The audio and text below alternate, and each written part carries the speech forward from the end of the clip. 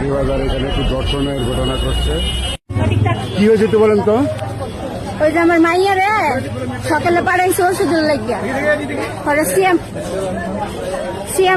CM ডাক্তারে ইয়ে করছে, ওই যে ঘরের পিছে ঘর আছে না, মানে আটকায়া পরে ইয়ে করছে, রংধন করছে। তোমাকে কি হয়েছিল? আমার আম্মা আমাকে ওষুধ আনতে পাঠাইছিল, তো আমি ওষুধ চাইছি, আঙ্কেলকে বলছি আঙ্কেল আমার আম্মুর খেয়ে দেবে তো ওষুধ, তো আমার আঙ্কেল কাছে এনে দাঁড়াও। পরে আমি আধা ঘন্টা ধরে দাঁড়াই আসছি, আমার কাছে তুমি ভিতরে যাবার সবাই। পরে আমি বলছি আমার কাছে ছুটতে, আমি কোন ছুটছি না। পরে আমার কাছে তুমি শুরু করে আমার ছুটছে, আমার জামা ওটা আমার বুক ধরছে, বুকে টিপে মারছে। তারপরে আমার নিজের প্যান্ট খোলাছে, আর নিজের প্যান্ট খোলা আমার ইয়ে বসছে।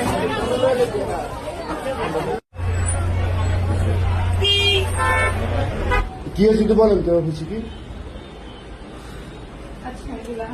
ভাই আমার ফার্মেসিতে একটা মেয়ে আসছে ছোট, ঠিক আছে,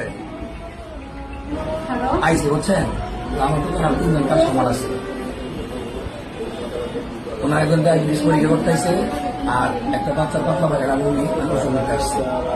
তাই ওনারে ওষুধ দিছি, ওনার দিছি, আর ডায়াবেটিস আমি ছোট আইসে বলতেছে আঙ্কেল আমার পেট ব্যথা। এই মেয়েটা 5 দিন আগে আসছিল আমার দোকানে, ওর মা পাঠাইছে, ওর মায়ের আনছি যে আঙ্কেল আমার প্রসবে জানা পড়া খুব পেট ব্যথা। ওই দিনকে আমি দিয়ে খাওয়ারে ওষুধ দিছি, একটা অ্যালকুলি সিরাপ দিছি, খাই মনে একটু ভালো হয়েছে, ভালো ছিল। আজকে 4 দিন পড়াইছে, আমার দোকানের ভিতরে 5-7 দিন ধরে ধরে যাচ্ছে, কিছু কয় না। লোকজন আসছে না দোকানে নিয়ে কয় নিয়ে যা, যাই হোক আমি জানি না। পরে আমার কাছে আঙ্কেল আমার খুব পেট ব্যথা। আমার তো মনে আছে ওরা ওষুধ দিচ্ছে 5-7 দিন আগে। পরে ও ভিতরে আসছে, আমি বলছি তুমি ভিতরে আসেন দেখি।